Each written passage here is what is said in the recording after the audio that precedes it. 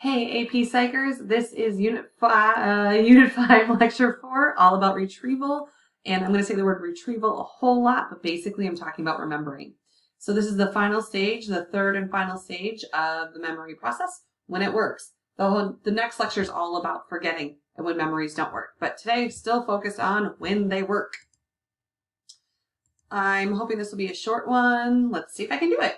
Retrieval, getting information out of the memory store. In other words, you learn something, you put it in your memory. How do you get it out and use it?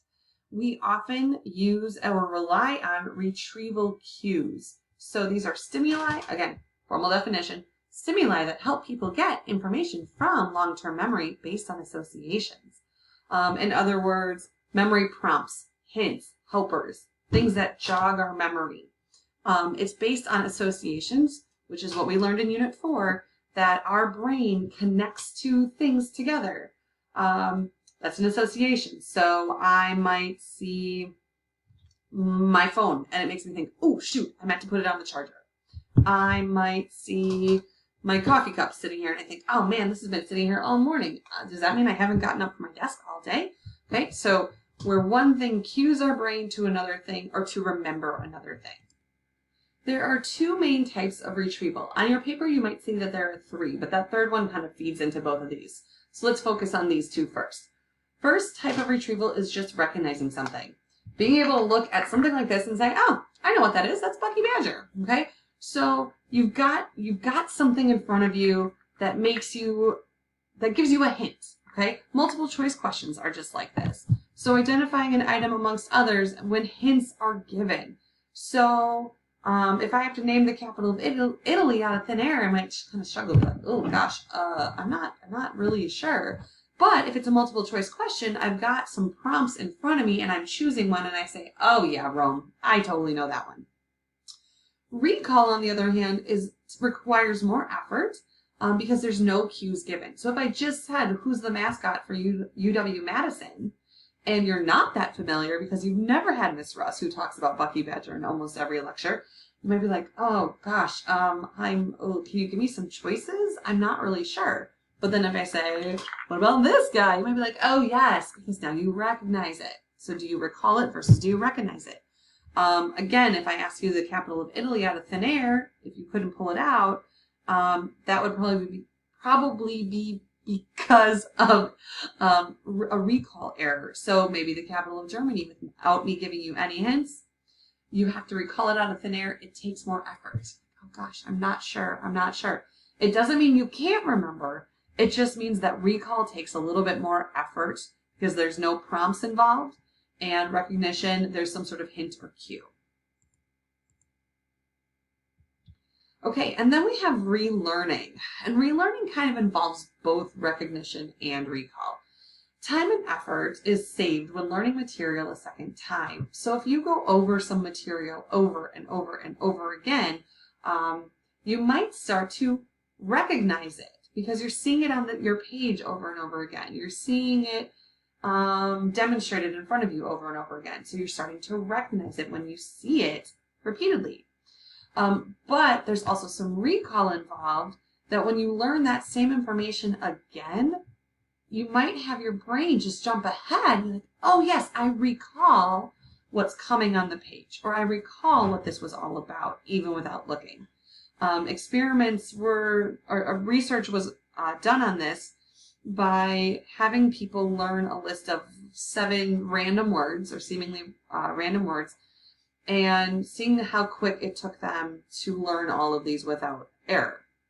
One day later, they were given the same amount of words, and it was found that they got that perfect set of information, or that perfect list, within 5 tries one day later than within the 10 tries when they were learning it for the first time. Hopefully at this point you can make a connection to studying and learning, and maybe you're even noticing a theme throughout this unit. Okay, next, please spell the word bear for me. I'll sit here and I'll wait. Ready? Go.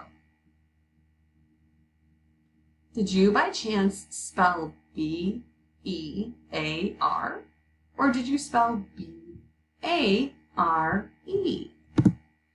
Without knowing what the word means, without me giving you any sort of context cue, How does this demonstrate priming, which we talked about in Unit 4?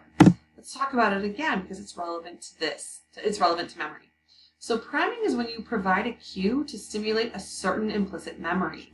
I gave you a cue. Now I did this on purpose, and so priming is usually not on purpose. But I gave you a cue without any meaning behind it, and I tapped into your implicit memory of how to spell B-E-A-R instead of B-A-R-E. That's priming. So it's a memoryless memory. Don't worry, that's not an official vocab term. But basically, it's done without conscious awareness. You weren't aware that there was even a choice between B-E-A-R and B-A-R-E. I mean, you're aware, but that's not what came to your mind. Something I provided or a cue in your world predisposed you to recall information in a certain way. Let's say you have an ex-boyfriend or girlfriend who used to text another girlfriend or boyfriend behind your back. You jump ahead to your next relationship, and now you see that person texting, and all of a sudden you realize you feel insecure and you're very suspicious. So nothing that new person is doing really warrants you being suspicious, but you have an implicit memory in the back of your mind of someone being somewhat secretive when they were texting, and so it primes you to perhaps not trust the new person when they're doing the same thing. Next, I want to talk about context-dependent effects, which actually, as I think about it, is very, very similar to priming. It's probably more of a specific type of priming, to be honest with you. And then I can give you some more specific examples of context-dependent effects as well. So first of all, a context-dependent effects means, and I'm going to explain this a couple different ways because it might not make sense at first. It means the more closely the retrieval cue matches the way information was encoded, the better the recall will be. This is tricky because I'm using a lot of psych words here. But basically what I'm getting at is if you match the circumstances of learning something, of getting that information in your head in the first place, it might help you remember it later. So think of maybe when you've lost your keys or your phone and you retrace your steps. If you go back to where you were, the circumstances or the context of where you were, where you possibly lost that thing, maybe you'll remember later. Like, okay, if I'm going to retrace my steps, I know I had my phone the last time I was in my bedroom. You're going to go back there, and maybe just being in that space will help you remember where you left your phone. What does this mean for studying or taking tests? Think about that. Perhaps it means if you study at a desk all the time, and all of a sudden you're doing some homework or a take-home test on your bed, you might be like, oh, I remember learning this, but I just can't pull it out of my mind. But if you set yourself up back in the same circumstances, or the setting perhaps, or the conditions, you're more likely to remember whatever it is you're trying to remember. These 3 points are all kind of sub-terms or examples of a context-dependent effect. The first one is déjà vu. This is that feeling that you've done this before, but I feel like I've lived through this moment before. I can't really put my finger on it.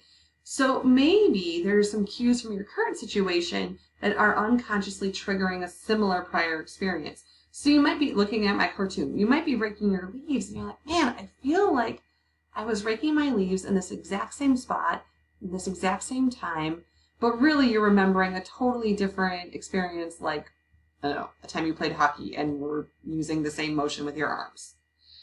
I'm not so good at coming up with an example for that one, but we all know what deja vu is. We've all had those moments. State-dependent memory and mood-congruent memory. I'm going to kind of explain those together. This is the idea, just like context or circumstances, that your recall is going to be better if you're in the same state of mind or state of consciousness or in the same mood as when you formed that memory in the first place. So for example, let's say you're studying, let's say you're studying, you're reading something while on a treadmill. You're studying your text or you're listening to this YouTube video while you're on the treadmill and your heart rate's up. Research has shown that if your heart rate is up when you need to remember that information later, like perhaps for a take-home test, you're more likely to remember it. Or if you're really sleepy when you learn something, you might remember it again when you're really sleepy, but maybe not when you're really awake. This has also been shown to be true. If you learn something when you're drunk, you're going to be better at remembering it when you're drunk. This is not a study tip. This is just research. Same with mood. When you're happy, and you're more likely to remember happy events and maybe have a rosier outlook at that time than if you're really sad, because you're more likely to remember sad events because you're just kind of in this sad mindset. This is why, this is one of many reasons why depressed people sometimes have a hard time getting themselves out of that depressive episode, because it kind of feeds into itself. I'm sad because, or I'm depressed because of this thing, and now it's making me think of other times I've been depressed or I'm feeling hopeless, and so it's just making me think then again of other times I've felt depressed or hopeless, and it's just a cycle and it keeps building on each other. These events keep building on each other, and so yeah, when you get into one of those moods, clinically or just in passing, they can be really hard to shake. So those depressive states of mind can be really hard to get out of. Okay, last, let's talk about the tip of tongue phenomenon, also known as TOT in our notes at least. And this is the ability to recall a word or idea knowing that it's in your memory, but you just can't get it out.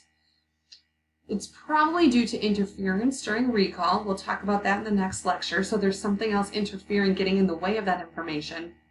Or there might be a poor match between retrieval cues and encoding of information. So for me, I could talk maybe all about some of the TV shows or movies that I watch with my friends to my friends, but then in the middle of class, you guys would probably see me struggle trying to remember some TV show or some story to tell, for an example, because I'm at school and I'm in teacher mode, and it's harder for me to remember because I don't have the same retrieval cues as I had when I was encoding the information. This is most common for names and familiar objects where they're on the tip of your brain and you just can't pull it forth. So those little bits of information are examples of tip of the tongue phenomenon. One interesting tip that I have learned in my psychology learning is that if you are struggling with tip of tongue phenomenon, to stop. Just stop. You're not doing yourself any favors. The more you struggle with that information, now you're creating new context-dependent effects that you're just going to remember struggling to remember that information down the line. So if you're struggling to remember, stop, shake it off, look it up, get the information some other way, because you don't want to condition your brain that this is a fact that you always seem to struggle with. That's it for this one. I'll have some activities and demonstrations that we'll do in class. See ya!